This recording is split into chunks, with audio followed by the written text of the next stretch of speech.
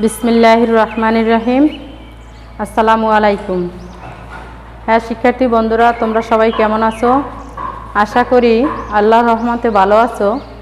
আমিও ভালো আছি। আমি মোসাম্মদ তাসলিমা, সহকারী শিক্ষক, মাদারতলী মাধ্যমিক বিদ্যালয়, শ্রেণী নবম, বিষয় হিসাব বিজ্ঞান।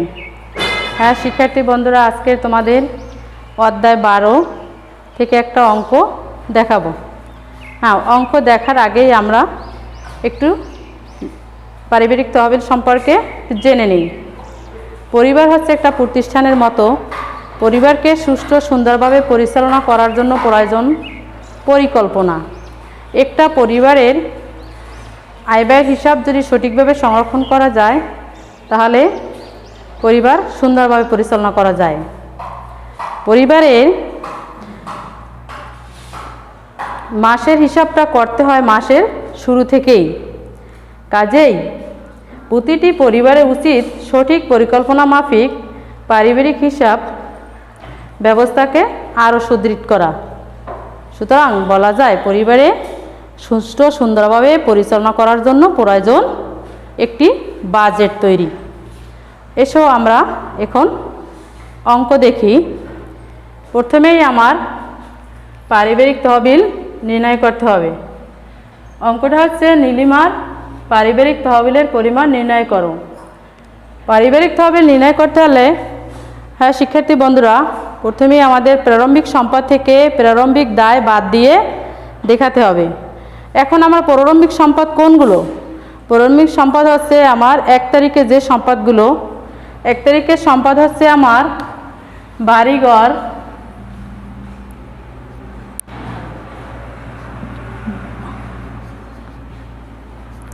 বাড়িঘর 8 লক্ষ টাকা,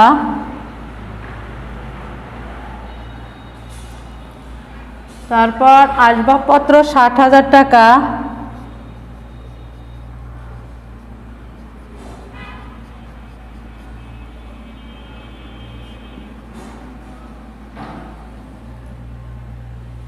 বিনিয়োগ 20,000 টাকা,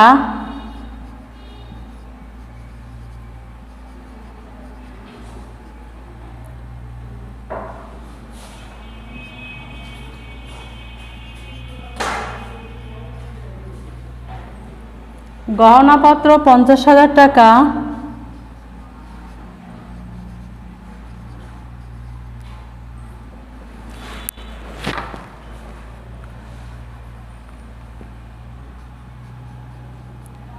গহনাপত্র 50,000 টাকা, হাতে নগদ 7,000 টাকা,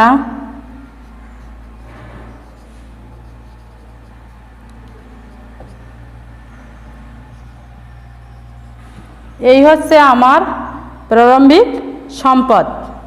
এখন দায় আছে পাওনাদার,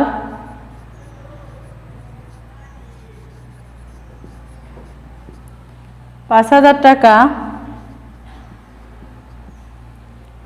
ব্যাংক ঋণ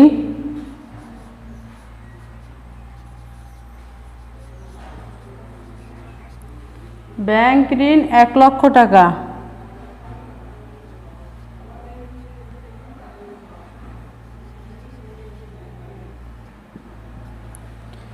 এই আমার পাওনাদার। এখন আমার সম্পদ থেকে দায় বাদ দিতে হবে। সম্পদ আছে আমার 8 লক্ষ টাকা, 7,000, 20,000, 8,80,000, 50,000, 8,30,000 আর 9,30,000, 9,37,000 হচ্ছে আমার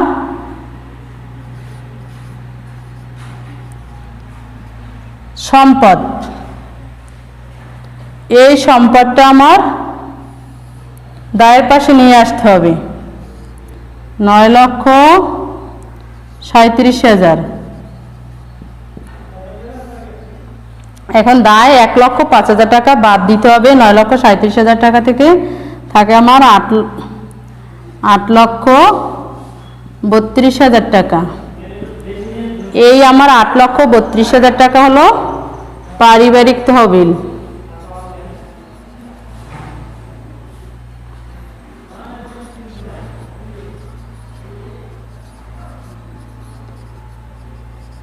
হ্যাঁ শিক্ষার্থী বন্ধুরা, তোমরা কি বুঝতে পারছো যে প্রারম্ভিক সম্পদ থেকে প্রারম্ভিক ব্যয় বাদ দিলে আমার পারিবারিক তহবিল নির্ণয় হয়।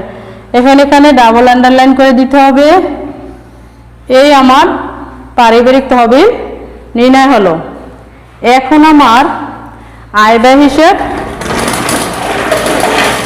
করতে হবে। নীলিমার পারিবারিক আয় ব্যয় বিবরণী প্রস্তুত করো।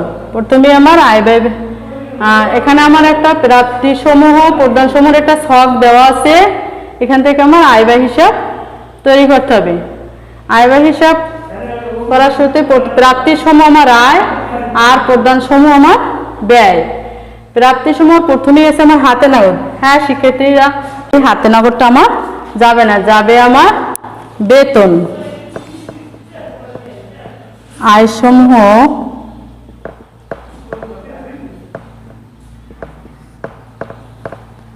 আয়সমূহ প্রথমেই আছে আমার বেতন।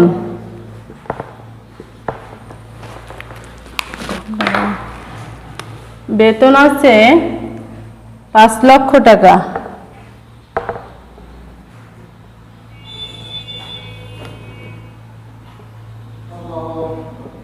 বেতন 5 লক্ষ, বিনিয়োগের সুদ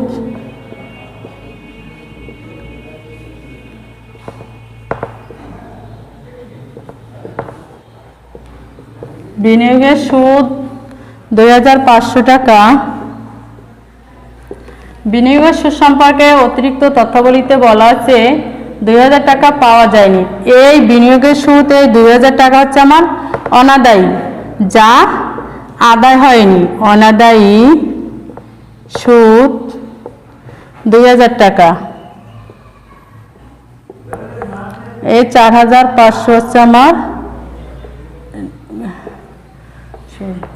তারপর আছে রোগী দেখে প্রাপ্তি। রোগী দেখে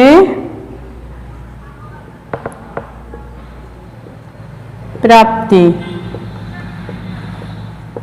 এটাও আমার আয় 8 লক্ষ টাকা।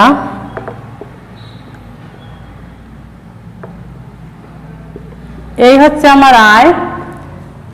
শোনো, আয়গুলো আমার যোগ করতে হবে। 8 লাখ, 5 লাখ, 13 লক্ষ 4500 টাকা হচ্ছে আমার আয়। এখানে আমি লিখতে পারি মোট আয়।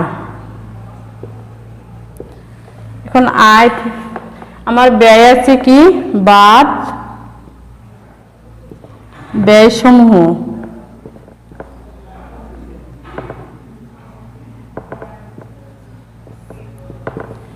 প্রথমেই আমার আছে খাদ্য সামগ্রী।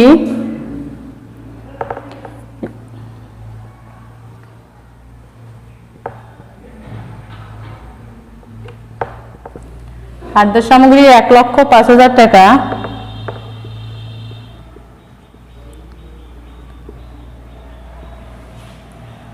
দৈনন্দিন বাজার খরচ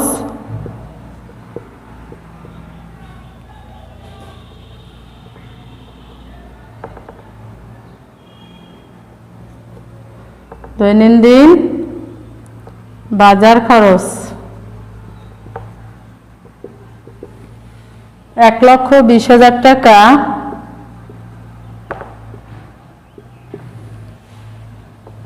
টেলিভিশন করা, হ্যাঁ এই টেলিভিশন করা এটা আমার সম্পদ, এটা যাবে না, এটা বছরের মাঝামাঝি সময় আবার একটি সম্পদ ক্রয় করা হচ্ছে। খবরের কাগজ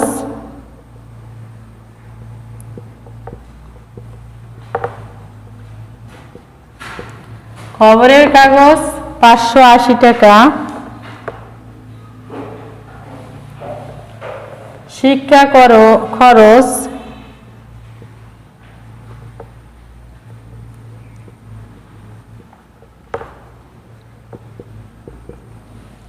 শিক্ষা খরচ 28,000 টাকা।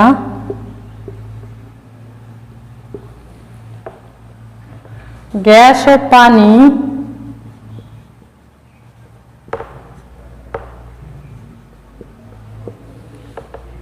গ্যাস ও পানি 5,000।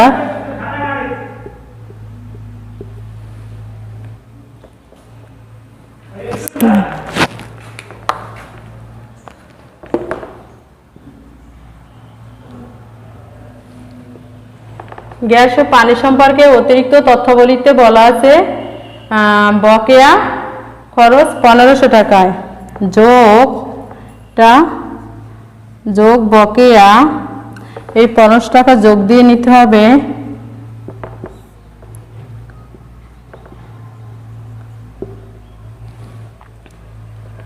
ব্যাংকের স্থায়ী আমানত, এটি আমার সম্পদ, যাবে না। ঋণের সুদ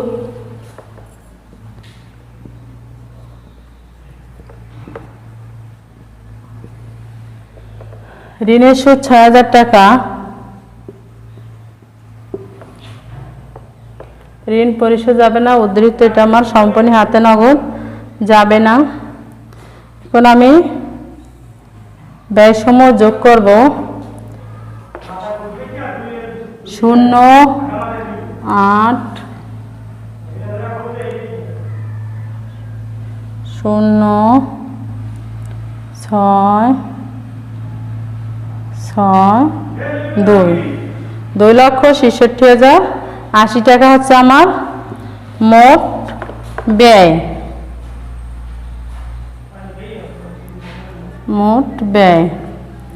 এখন আয় থেকে ব্যয় বাদ দিতে হবে আমার। বাদ দিলে থাকে কত?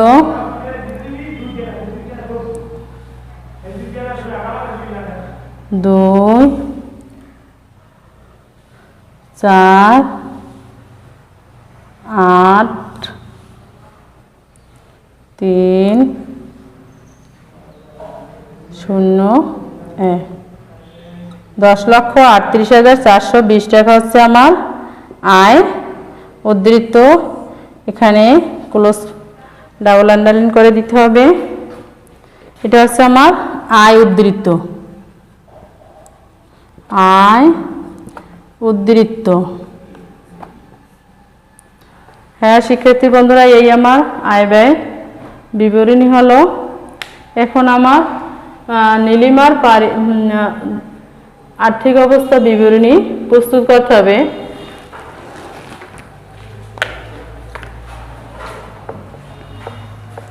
আর্থিক অবস্থা বিবরণী একই রকমের।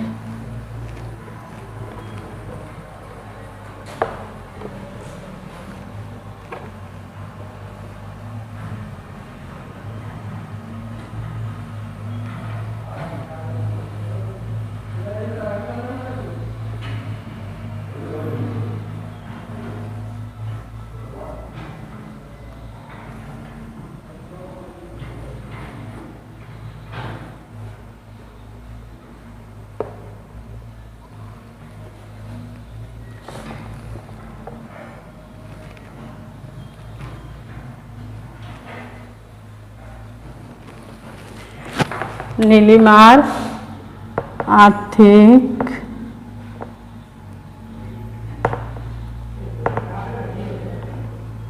অবস্থার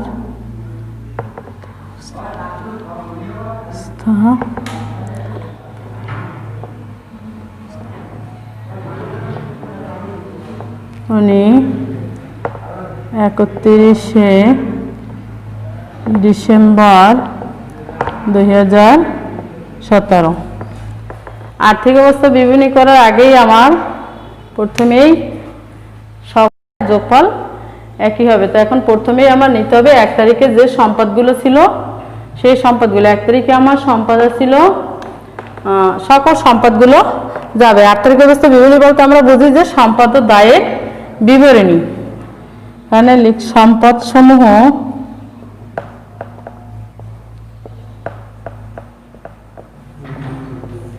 সম্পদ সমূহ হচ্ছে আমার বাড়িঘর,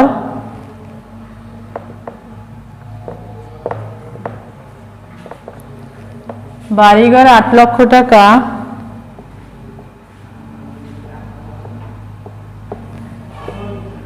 আসবাবপত্র 60,000 টাকা,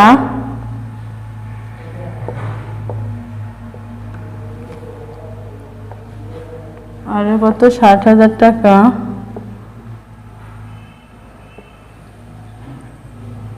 বিনিয়োগ 20,000 টাকা,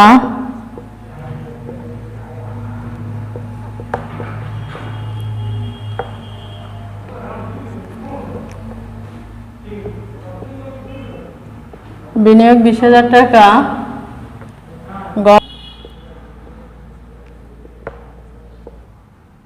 গহনাপত্র 50,000 টাকা,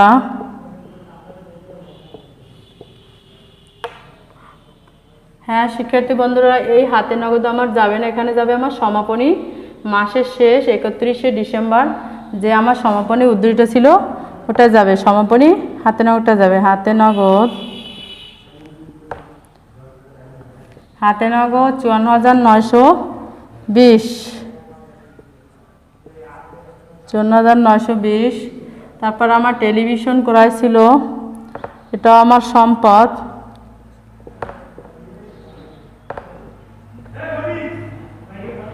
টেলিভিশন ক্রয় 40,000 টাকা। ব্যাংকের স্থায়ী আমানত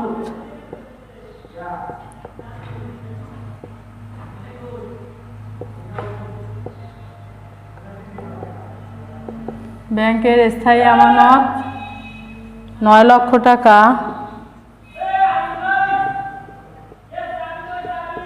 9 লক্ষ টাকা।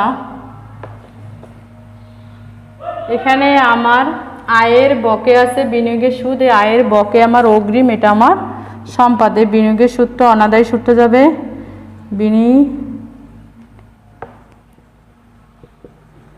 বিনিয়োগের অনাদায়ী সুদ, অনাদায়ী সুদ 2,000 টাকা।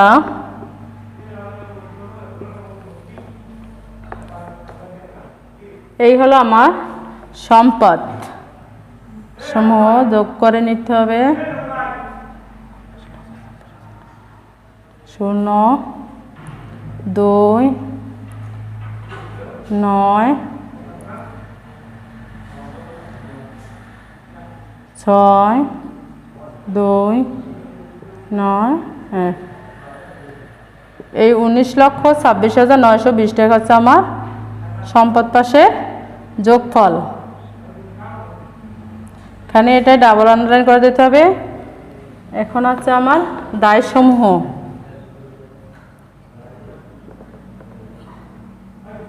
দায় ও পারিবারিক তহবিল নির্ণয়, পারিবারিক তহবিল।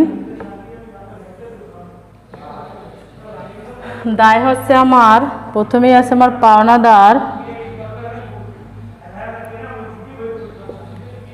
পাওনাদার 5,000 টাকা,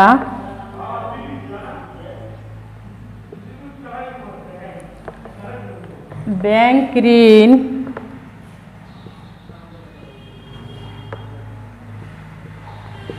1 লক্ষ টাকা। এখানে ব্যয়ের পাশে ব্যাংক ঋণ পরিশোধ, ঋণ পরিশোধ আছে 50,000 টাকা, এই 50,000 টাকা ঋণ পরিশোধের এটা বাদ দিয়ে নিতে হবে। ঋণ পরিশোধ 50,000 টাকা, আমার 50,000 টাকা। খরচের বকে আমার দায় এখানে 1,500 টাকা আছে, গ্যাস ও পানি বিদ্যুৎ, গ্যাস ও পানি, গ্যাস ও পানি বকেয়া 1,500 টাকা।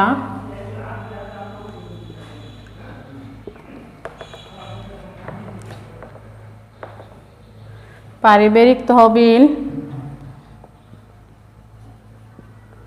পারিবারিক তহবিল ক থেকে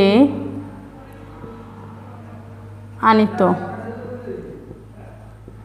পারিবারিক তহবিলের রেজাল্ট হয়েছিল আমার 8,32,000 টাকা, যোগ আয় উদ্ধৃত, যোগ আয় উদ্ধৃত খ থেকে আনিত।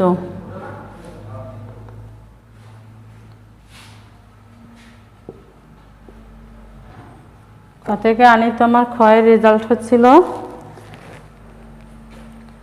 10,38,420 এটার সাথে যোগ হবে 0 2 4 2 10 0 1 7 8 18,70,420 এখন আমার 0 কয়টা যোগ করতে হবে 2 5 9 6 2 9 1 19,26,920 এই হচ্ছে আমার দায় সমূহের পাশে যোগফল। হ্যাঁ শিক্ষার্থী বন্ধুরা, আর্থিক অবস্থা বিবরণে যদি সম্পদ ও দায়ের পাশ মিলে যায় তাহলে আমার অঙ্কে কোনো ভুল নেই, বোঝা যাবে যে দুই পাশে আমার 19,26,920 হয়েছে। এই হলো আজকে তোমাদের এই আমি 2018 সালে বোর্ডের একটু অঙ্ক দেখালাম। এটা তোমরা সবাই বাসায় আরও ভালো করে দেখবে। আশা করি ভালো থাকবে, সুস্থ থাকো, সামাজিক দূরত্ব বজায় রেখো। ধন্যবাদ সকলকে।